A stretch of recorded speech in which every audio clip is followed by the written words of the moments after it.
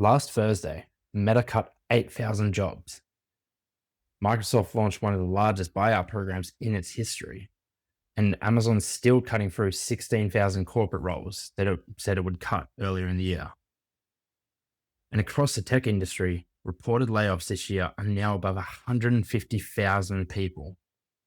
So if you're an Australian worker watching this unfold, the obvious question is, should I be worried? Because the headlines make this feel simple. AI goes up, jobs come down. But once you actually dig into the data, especially the Australian data, the picture becomes stranger than that. Some jobs are clearly getting squeezed. I'm not going to lie about that. But some are growing faster because of AI, and that needs to be acknowledged. Most people genuinely don't know which side of the line their own work falls on. I'm Hugh. I'm a geologist in Australia. Most of my working life I've spent on quarry sites, figuring out what's in the ground and what's worth extracting, which probably sounds like an odd starting point for a YouTube channel. But over the last couple of years, I've been using AI constantly in my own work, reading obsessively about it and watching how it's starting to change Australian workplaces from the inside. And I realized something. Almost every serious conversation about AI and jobs is coming out of America. American companies, American workers, American assumptions, but Australian workplaces are structured differently. Our economy is different. Our industry is different. Even the way our companies adopt technology is different. So this channel is basically about one thing: taking massive global AI stories and translating what they actually mean for Australians. Here's the important thing about these layoffs. This isn't happening because big tech companies are collapsing. Quite the opposite. Amazon just posted strong AWS growth. Meta's planning record infrastructure spending. Microsoft is investing massively in AI systems and data centers. And hell, they just committed to $25 billion for Australia investment. These are some of the richest companies on earth, which means the question becomes, why are highly profitable companies cutting thousands of white collar workers at the exact same moment they're pouring hundreds of billions into AI? And the answer seems to be that the economics of knowledge work are starting to shift. Not all at once, not evenly, but visibly. Meta said part of the reason for the cuts was to offset major AI investment. And when you look across the industry, a pattern starts to emerge. Companies are spending enormous amounts building AI capability while simultaneously reducing layers of work that are repetitive, process heavy, or easily systemized. That's the part people are feeling, because 5 years ago, most educated white collar workers thought they were safe. Software, finance, legal, admin, analysis, corporate operations. Those were supposed to be the protected jobs. Now some of these same categories are the ones getting hit first. And that's why this story feels psychologically different from previous tech shifts. This isn't factory automation. This is automation moving upward into office work. But here's where the story gets more complicated.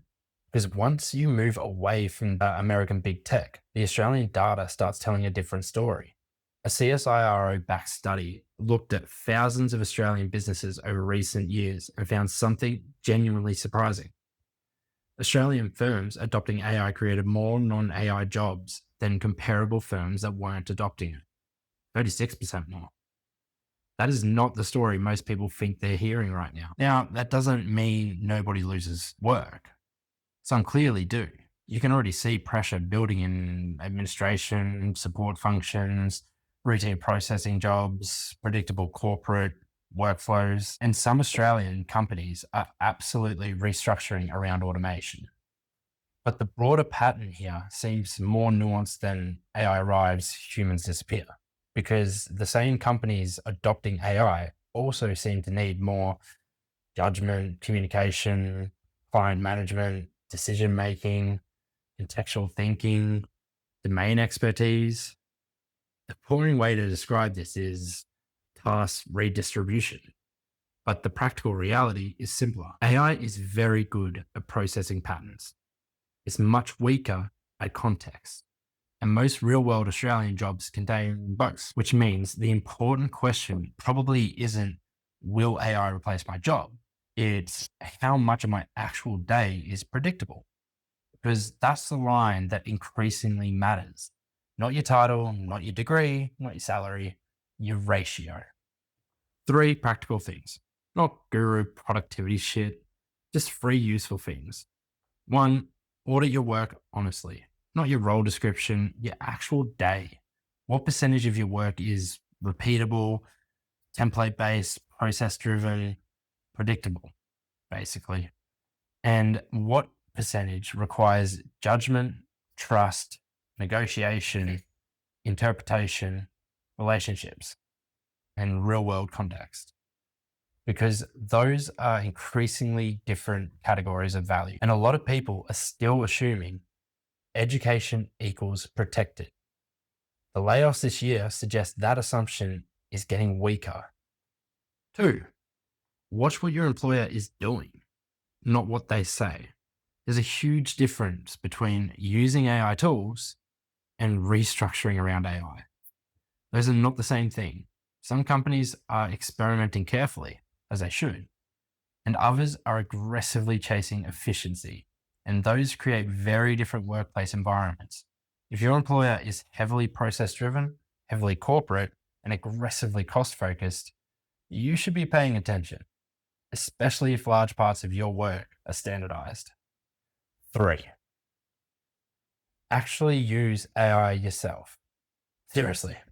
Not because LinkedIn told you, not because I told you, but just because you need to. It's a tool that's going to be so important no matter what happens. Use it in your real work. Write something with it. Analyze something with it. Summarize something with it. Test it against your own thinking.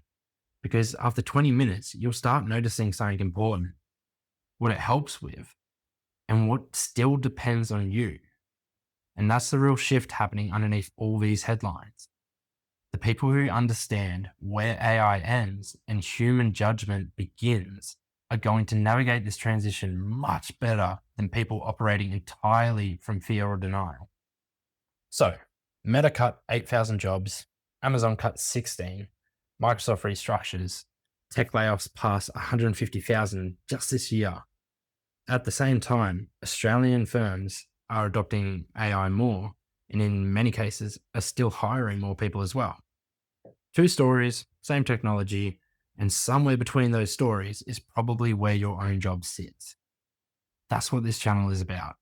No hype, no AI utopia nonsense, no doom spiral, just trying to work out what this technology actually means for our normal Australian workers while it's happening in real life.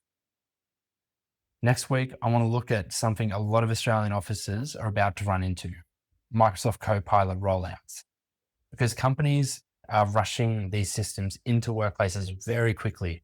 And I don't think most managers have thought through the consequences properly yet. Subscribe if you want to hear the Australian version of the AI conversation. And I'll see you next week.